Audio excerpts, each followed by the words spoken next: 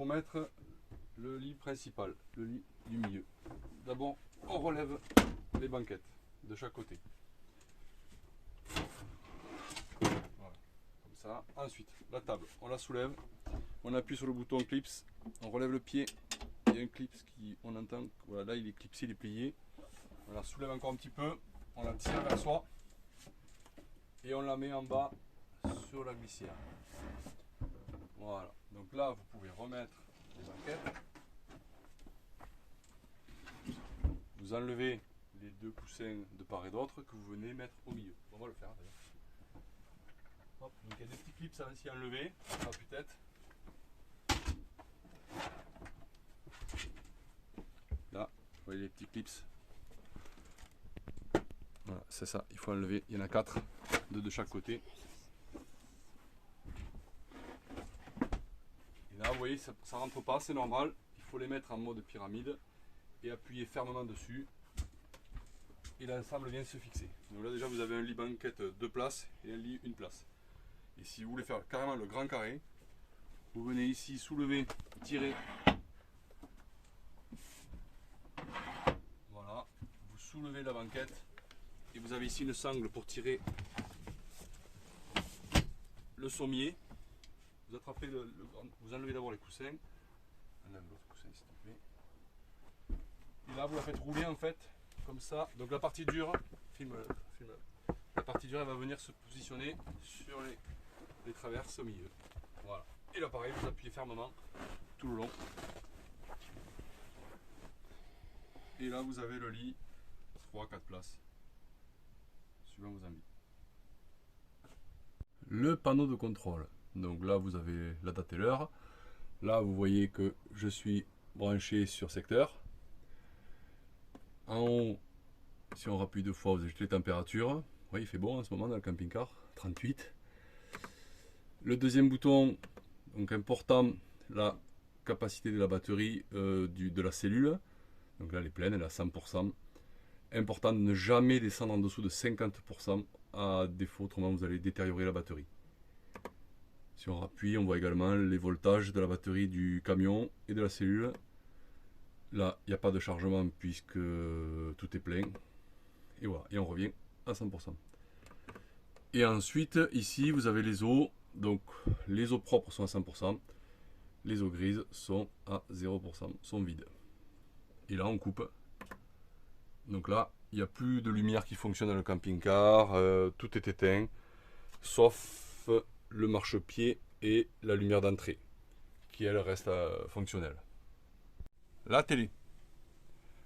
La télé, donc pour la sortir, il faut la soulever légèrement, vous tirez, il y a un cran, voilà, n'hésitez pas, et vous la laissez tomber.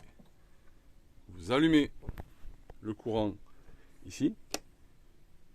Et après, on va voir soit par satellite ou soit à l'aide du Chromecast qui est derrière, en HDMI. Donc, à l'aide du Chromecast, vous avez ici le nom de la box ainsi que le mot de passe. Donc ça, il vous fait un partage de connexion avec votre téléphone.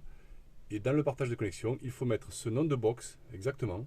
bbox-0806bdz9e et le mot de passe qui est ici, SPEK, etc., etc.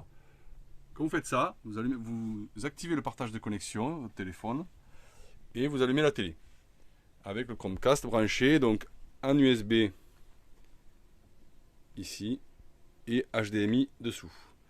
Et là, vous voyez, le Chromecast il s'allume et donc il va capter le signal de votre téléphone. Il va croire qu'il est sur la box de la maison. Et à partir de là, vous allez pouvoir caster n'importe quelle émission de télé. À partir de votre téléphone, à partir de MyCanal, MyTF1, M6 Replay, etc. Si vous n'avez pas de connexion Internet, là où vous êtes, que vous voulez faire avec la parabole, il faut débrancher le Chromecast, le côté HDMI, et vous avez donc dans le placard un HDMI qui est libre, que vous venez connecter à la place.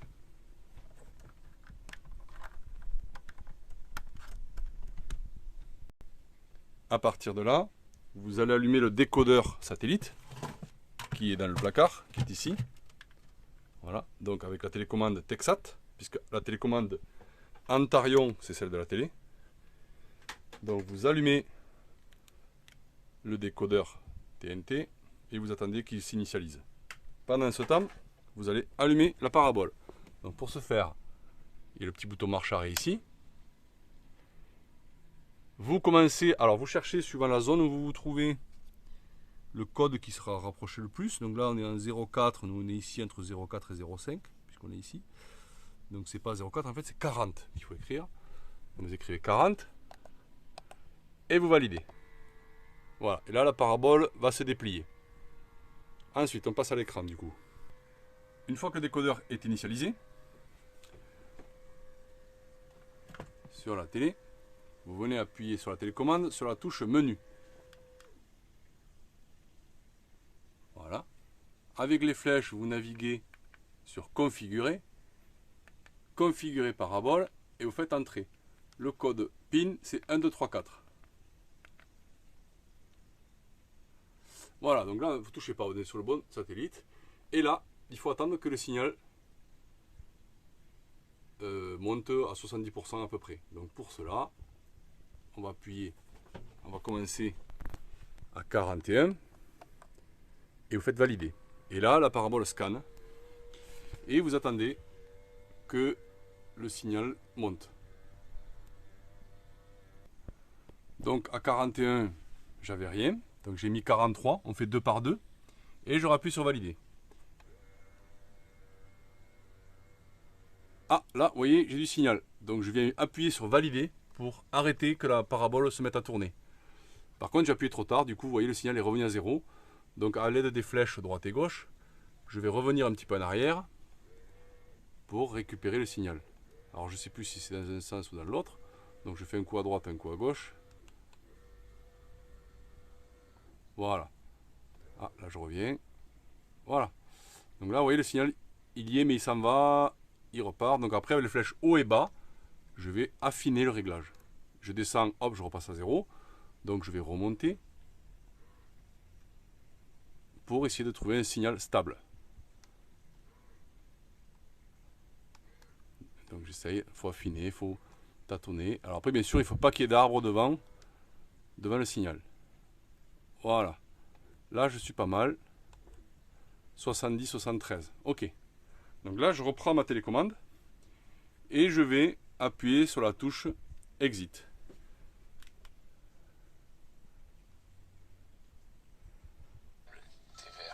Et voilà. Donc là, j'étais F1. Et ensuite, donc avec la télécommande Texat.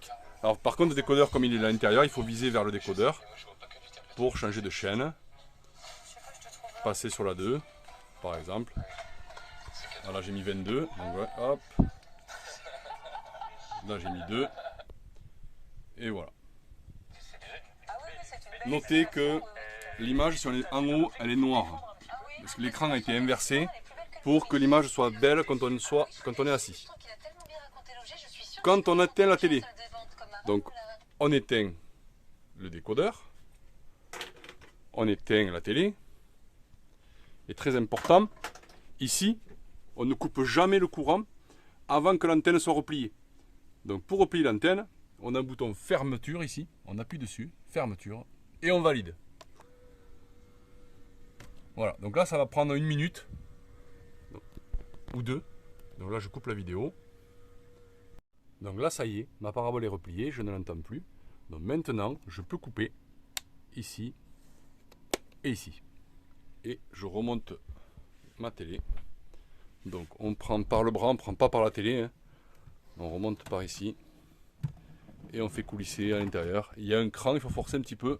Voilà, crac. Et là, vous pouvez fermer. Jusqu'à la prochaine fois. La commande d'eau chaude et de chauffage. Donc la molette intérieure sert à régler la température dans le camping-car l'hiver pour le chauffage. Si vous ne voulez que de l'eau chaude, vous n'avez pas à vous en servir. Vous vous servez uniquement de la molette extérieure. Donc là on peut voir un petit témoin rouge qui est sur 0. Donc si on met en haut, un cran, 40 degrés, ça suffit, pas besoin d'aller à 60. Le voyant vert c'est que tout va bien et le voyant orange c'est que l'eau est en train de chauffer. Quand le voyant s'éteint, c'est que c'est ok, vous avez 20 litres d'eau chaude, vous pouvez vous doucher. Une fois que les douches sont prêtes, sont finies, le voyant va se rallumer pour réchauffer l'eau. Donc inutile de réchauffer l'eau si vous n'en avez plus besoin. Vous remettez à zéro une fois les douches finies. Si vous mettez vers le bas, vous avez de l'eau chaude et également le chauffage du camping-car. C'est ici en fait, voilà. Là vous avez eau chaude plus chauffage. Donc ça, vous n'allez pas vous en servir l'été. Vous, pour l'été, pour l'eau chaude, vous ne montez la molette que d'un cran. Alors les eaux grises se vidangent ici. Là vous avez un petit repère ouvert-fermé. Donc là elles sont ouvertes. Et là elles sont fermées. Alors les eaux noires. Tant que j'y suis, je vous montre les serrures, un petit rappel. Vous voyez en fait, donc vous mettez votre clé, la serrure recule, vous refermez la clé et vous enlevez la clé en tenant le barillet parce que des fois le barillet a tendance à sortir. Voilà. Donc, ce qui veut dire que là je peux ouvrir mon coffre et quand je referme, j'ai plus besoin de la clé pour refermer la clé. Donc les eaux noires. La caissette. Donc là bien sûr il faut que les toilettes soient fermées en haut. Hein, le cache noir, il faut qu'il soit fermé. Vous appuyez sur cette petite languette, vous la soulevez et vous tirez vers vous. Voilà. Donc là, vous redressez, hop, on dévisse et on vide en appuyant sur ce bouton quand on vide pour laisser rentrer l'air dans la caissette, c'est plus facile. Vous remettez de l'eau, vous revidez, vous remettez de l'eau, vous revidez jusqu'à ce que l'eau qui coule soit transparente.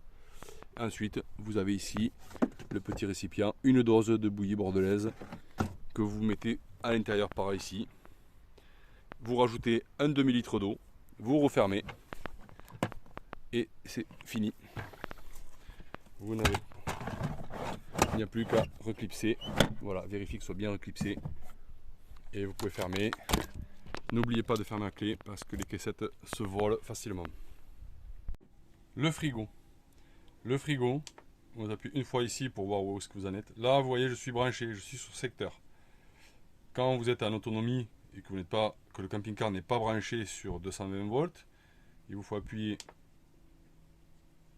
2 fois pour le mettre sur gaz. Voilà. Donc là, en temps normal, le frigo doit rester toujours sur gaz.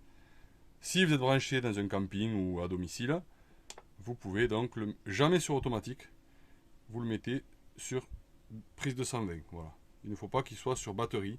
Sur batterie, l'efficacité est vraiment très très faible. Ça ne fonctionne que quand le camping-car tourne et c'est pas du tout efficace. Donc on le laisse toujours sur gaz.